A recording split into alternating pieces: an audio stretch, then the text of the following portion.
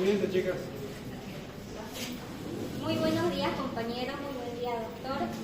Nuestro grupo va a disertar este tema muy interesante que es la teniasis.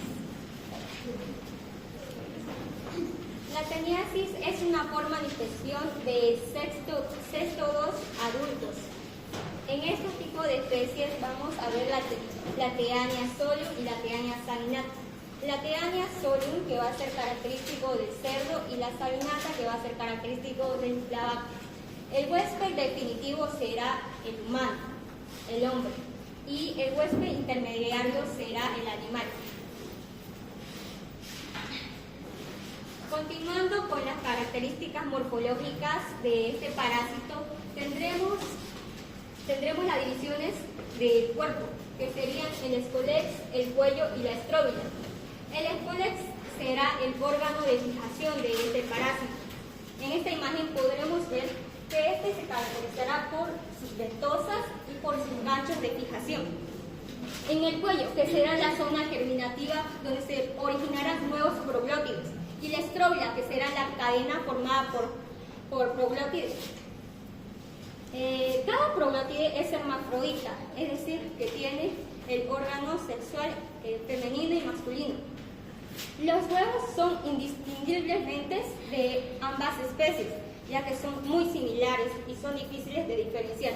Miden de 30 a 40 micrómetros y tienen una cubierta gruesa, estriada y de color pardo, y contienen una amphósfera hexacante.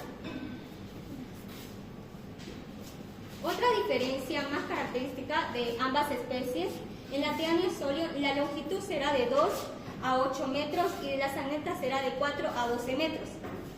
En tanto las proglótides, en la Teania solium será de 7 a 1000 proglótides, salinata será de 1000 a 2000. El escolex, que sería la cabeza de este parásito, que se caracteriza, como dije, de 4 ventosas, el rostelo con sus coronas, que son los ganchos. En la Teania solium es la más característica, ya que estas sí poseen los ganchos, mientras que en la Teania salinata esta no poseerá, y solo poseerá las ventosas, que son 4. La proglótide grávida será cuadrangular de 7 a 13 ramas uterinas en la solium, y salinata será flectangular de 15 a 30 ramas. El ovario de la solium será trilobulado y de la salinata será bilobulado. Los huevos, que medirán de 30 a 43 micrómetros y son indistinguibles, como dijimos. El cisticerco, que será para la solium, cisticerco celluloseae, y de la salinata será cisticerco bovis. También estuvimos investigando varios tipos de especies que las más predominantes en el mundo serían la salinata y la solium, pero hay una también que es la asiática, que se va a dar más en el continente asiático. En esta es casi más similar a la salinata en lo que es la morfología. Esta tendrá una longitud de 4 a 8 metros, poseerá las proglótides de 200 a 1000 y tendrá 4 ventosas y rostelos rudimentarios sin ganchos, como dijimos, casi similares en el escolex. La proglótide grávido será rectangular de 11 a 30 ramas y el ovario será bilobulado. Los huevos serán iguales en ambas especies. El cisticerco será cisticerco viscerotroica. Hablando un poco más de esta Teania salinata, esta no se va a encontrar en la carne de la vaca, será más en la carne del cerdo. Aunque dijimos que son similares morfológicamente, se encontrarán en diferentes animales. Acá les mostraré un poco más de la morfología. Acá veremos la Teania salinata. Como dijimos, tiene solamente las ventosas, sin los ganchos. Aquí tenemos la solium, que sí posee los ganchos, y la salinata no.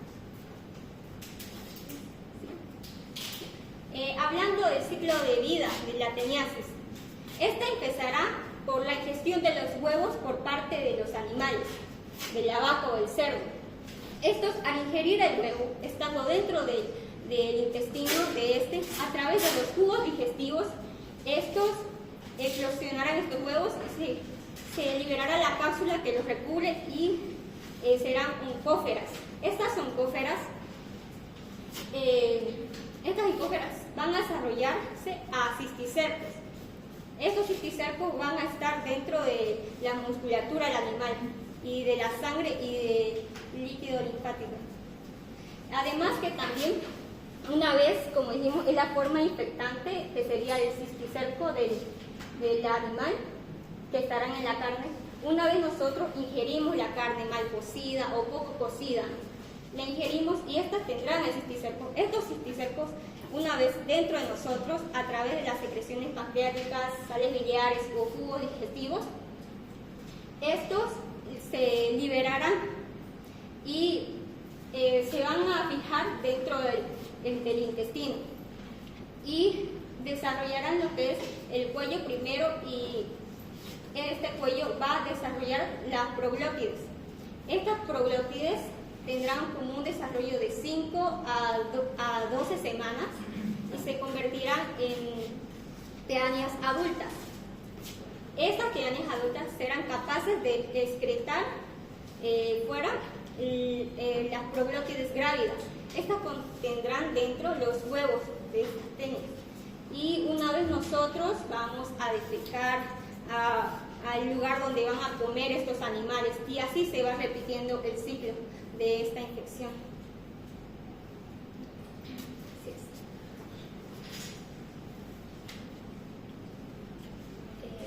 es. Epidemiología. Es una infección cosmopolita. Eso quiere decir que se encuentra en diferentes partes del mundo. Su transmisión depende de factores geoclimáticos. Cuando hablamos de geoclimáticos, quiere decir que los huevos de este parásito en el clima templado van a lograr sobrevivir, tienen un mayor porcentaje de sobrevivencia. Manejo y crianza de animales. Es posible que en su crianza de animales no tengan un control sanitario o no hayan tenido una revisión veterinaria. Personas que consumen carne mal cocida. Puede haber personas que prefieran una carne en término medio, y eso sería un riesgo porque podría estar la larva, el cisticerco, en la carne. Y las prácticas de higiene, que son importantes, como el lavado de manos. No logré encontrar cifras para la epidemiología muy recientes, pero estas son algunas que encontré. Zonas rurales en Santa Cruz, 6.20%, y zonas rurales de La Paz, 8.70%. Como dije, no son tan recientes, son de 1986.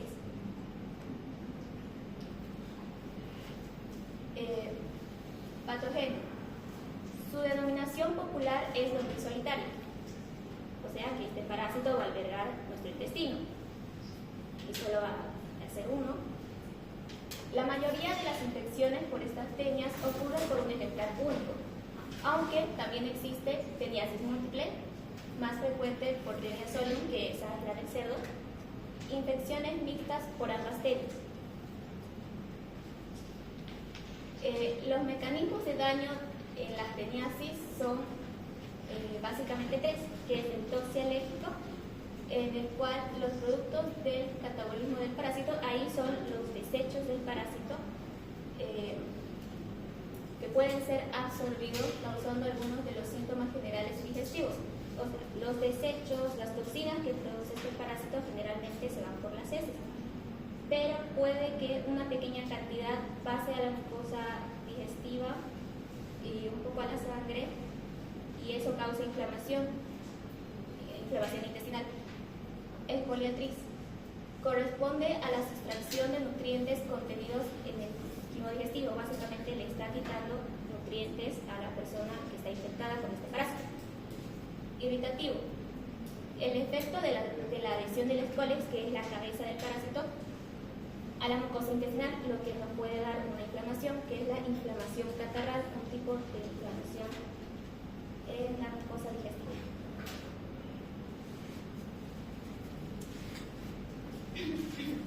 En las manifestaciones clínicas vamos a comenzar por la teniasis ginata y teniasis asiática.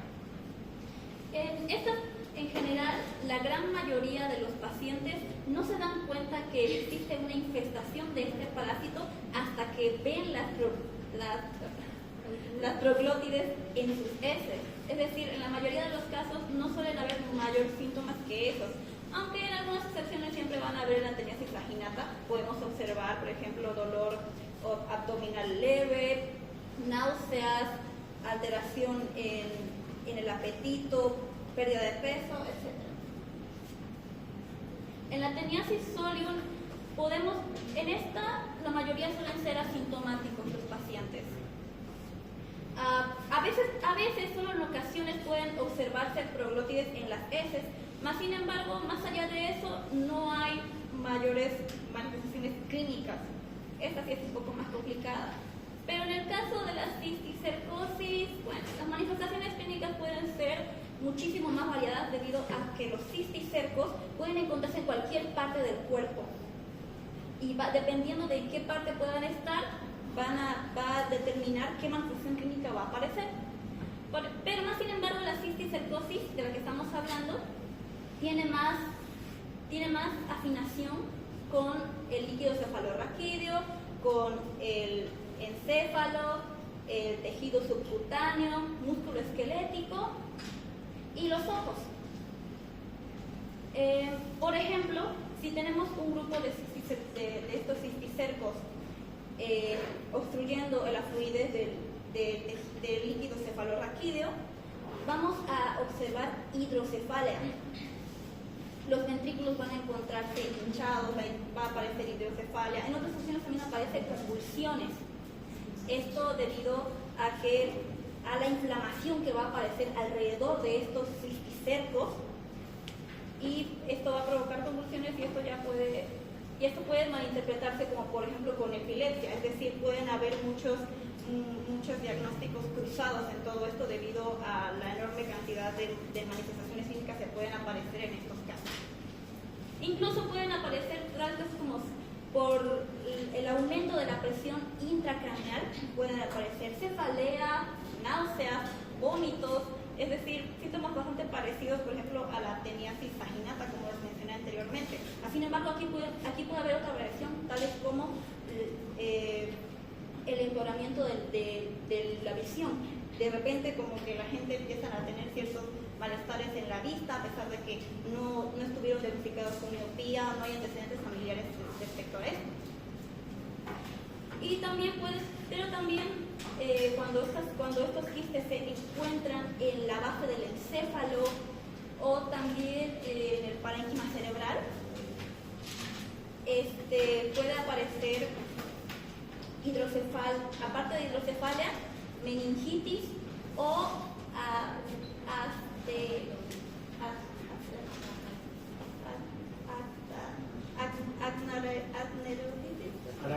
aracnoiditis crónica.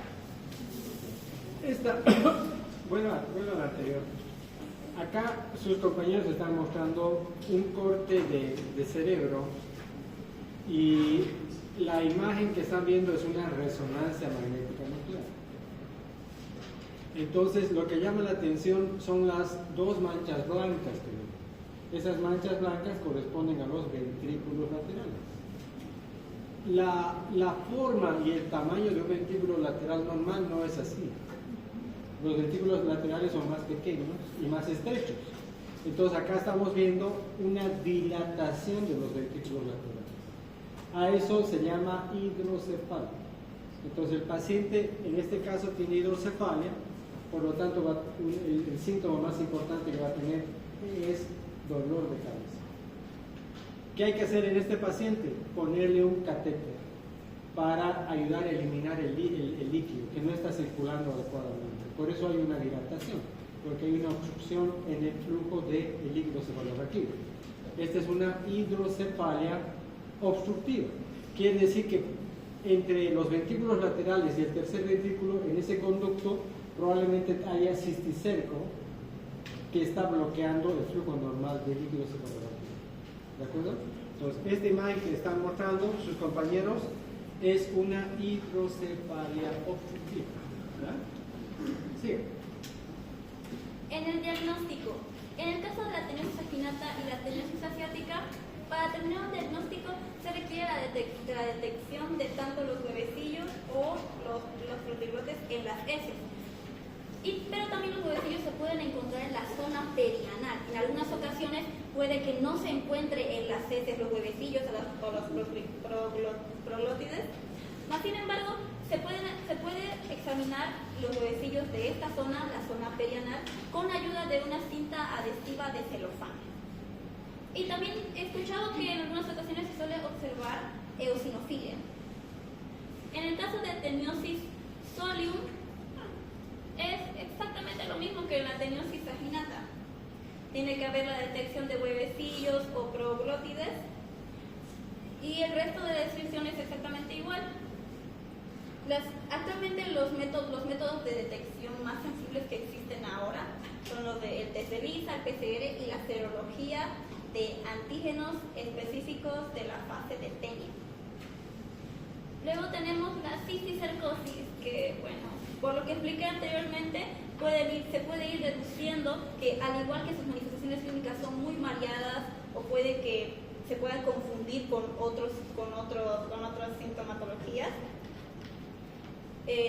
la cisticercosis, el diagnóstico es un poco más complicado. Es por eso que tengo entendido que actualmente hay una escala del nivel de criterio que puede existir para determinar el diagnóstico por cisticercosis a un paciente. Por ejemplo, las razones absolutas por las que puede existir es determinar que este parásito existe en el paciente. Y esto, según tengo entendido, se puede hacer a través de una biopsia o ver el fondo del ojo del paciente. ¿Ver el fondo del ojo del paciente había uno? Y hay otra escala por debajo de la absoluta, que esta ya es importante. No es absoluta como la anterior, pero es importante. En esta podemos usar la PCR o, como mencionó el doctor, imágenes computarizadas que pueden ayudarnos a determinar la existencia de estos pequeños quistes, por ejemplo, en la neurocisticercosis, que ese ya es un tema ya más enfocado en el encéfalo, en el encéfalo.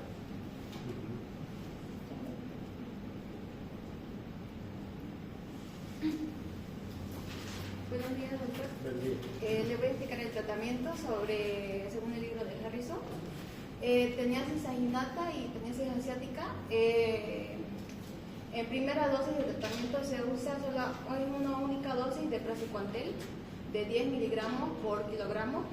Se administra por vía oral. Y en segunda tenemos a la niclosamida, que se administra por vía oral también. Y en dosis recomendada para niños tenemos de 5 a 11 kilogramos. De 5 a 11 kilogramos es de 500, se administra a 500 miligramos. Y de 11 a 34 kilogramos es de 1000 miligramos. Y en niños más de 34 kilogramos es de 1500 miligramos. Y en adultos es de 2000 miligramos.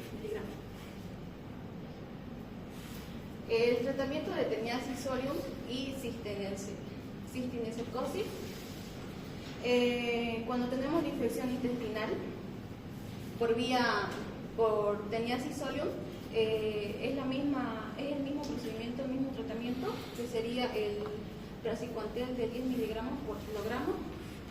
Y ya cuando la teniasis solium empieza a empeorar en una enfermedad, una patología más grave, que sería ya en pacientes que sufren cisticercosis crítica no diagnosticada, lo que dijo mi compañera, que ya es una patología más grave que daría lugar a la neurocisticercosis, que ya es cuando la larva o los parásitos llegan al cerebro, que son cisticercos. El tratamiento para sería una antiepilopépticos, por el tema de que cuando tienes una neurocisticercosis te da convulsiones y hidrocefalia. Entonces, eso. Y en el tratamiento de pacientes con cisticercosis en el parénquima cerebral son el albendazol de 15 miligramos por kilogramo por día por 8 a 28 días o praziquantel de 50 a 100 miligramos por kilogramo por día en 3 dosis divididas por 15 a 30 días. Estos ambos fármacos dice, según el libro de Harrison, que provocan una inflamación, una respuesta de inflamación, porque estos dos fármacos, cuando ya inicia el tratamiento, matan la cisticercosis en el parénquima cerebral. Entonces, según lo que recomiendan, el paciente tiene que estar en constante vigilancia por el tema de que puede tener unas alteraciones como convulsiones y hidrocefalia. Entonces, al mismo tiempo, dice que hay que estar administrándole glucocorticoides y simetirina para que inhiba la metabolización de la praziquantel.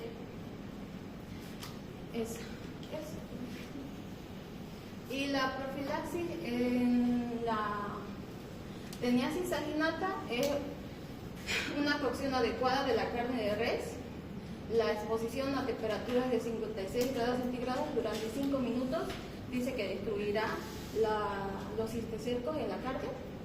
La refrigeración y la salazón destruyen también los cisticercos durante un tiempo prolongado. Y la inspeccionar si el ganado está vacunado, muy importante, y la correcta eliminación de las heces humanas. Y en la teniasis solium es lo mismo, solo que ya se trata de la carne de cerdo, que también tiene que tener una adecuada opción, y debemos evitar ingerir huevos de heces con una higiene personal. Y las vacunas para evitar la cisticercosis porcina mostraron ser promisorias en los estudios y en la actualidad se encuentran en desarrollo. Gracias. Muy bien, chicos. La segunda diapositiva, muestra, ¿verdad? La segunda.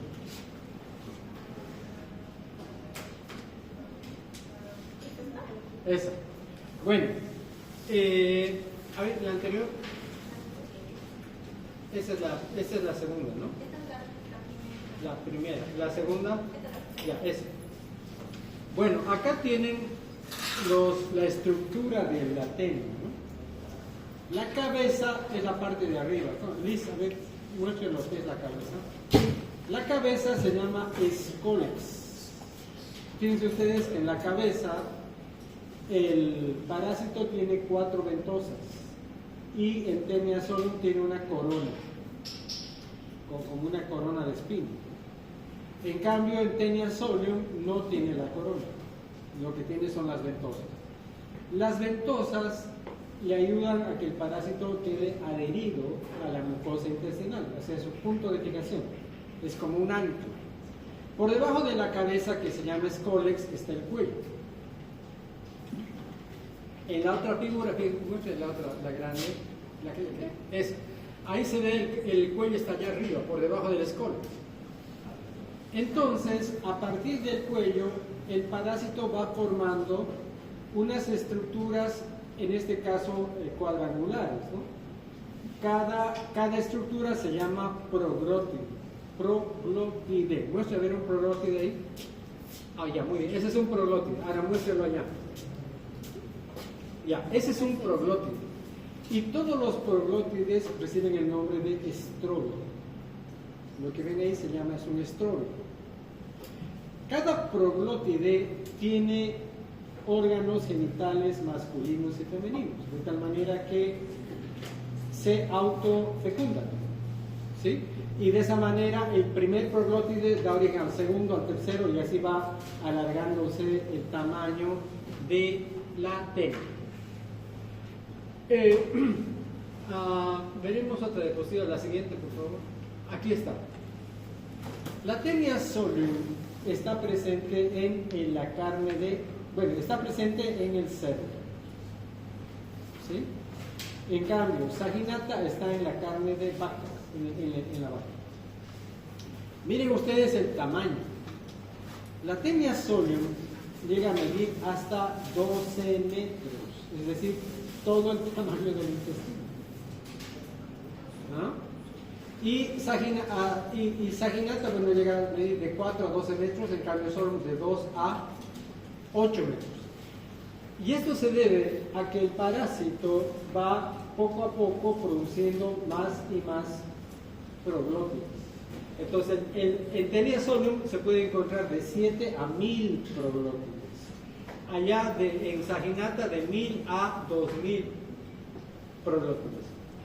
Y acá además en esta tabla muestra la forma, ¿no? La proglótide es cuadrangular en solium y es rectangular en Saginata. Entonces, esos son datos importantes a la hora de hacer el diagnóstico morfológico.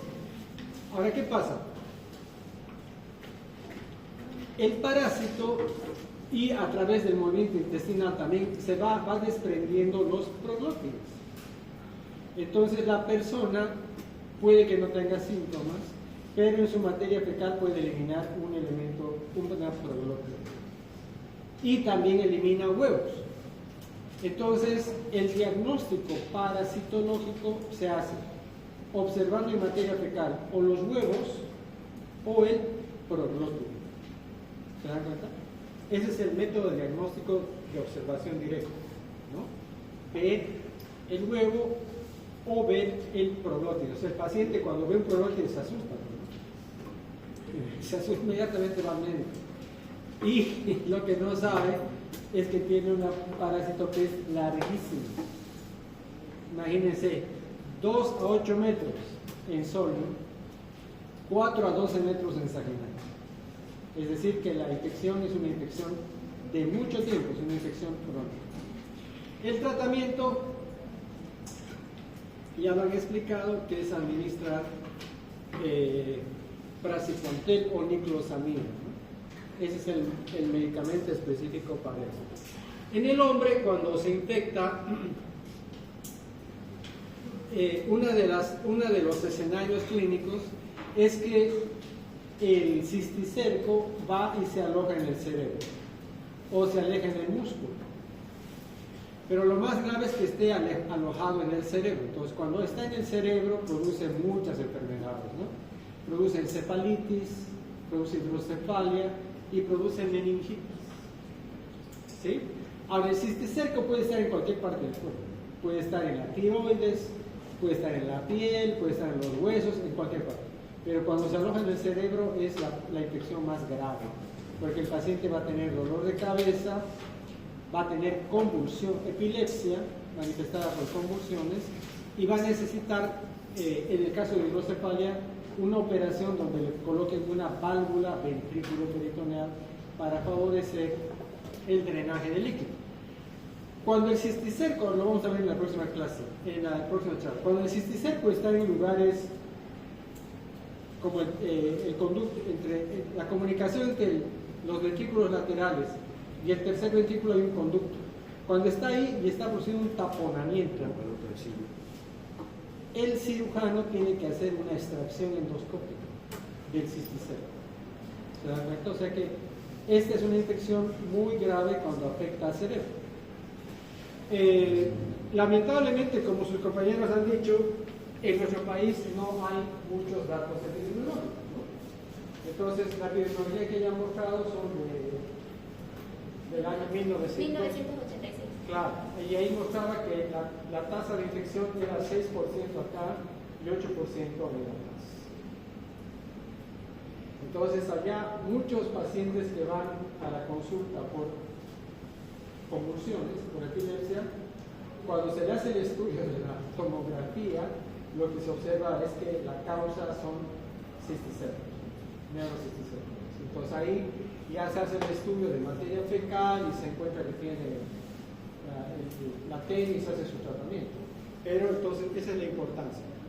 Ahora, en cuanto a prevención, es importante comer la carne bien cocida. Ustedes han leído que cuando la temperatura de la carne es superior a 60 grados, la temperatura interna de la carne, ¿no? Si hay cisticercos, se destruyen los cisticercos, ¿no? Pero si la temperatura es menor, hay el riesgo de que uno esté consumiendo carne con suficiente. ¿Se dan cuenta? Y por eso es importante la labor que tienen los frigoríficos, que tienen que revisar cómo está la carne. Si encuentran que la carne de un animal tiene secos, inmediatamente tienen que separarlo. No la pueden seguir vendiendo, eso es ilegal, ¿no? ¿De acuerdo? Y el otro punto que siempre hay que recalcar es la higiene de manos. Es importante siempre lavarse las manos, ¿no?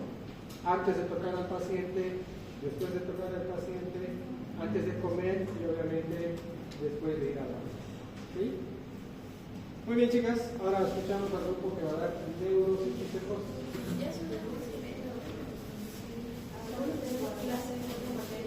Ah, verdad. Bueno, ¿alguna pregunta que me hacen, chicos? ¿Alguna pregunta? ¿Ninguna? Bueno, entonces, ¿cuál es el grupo que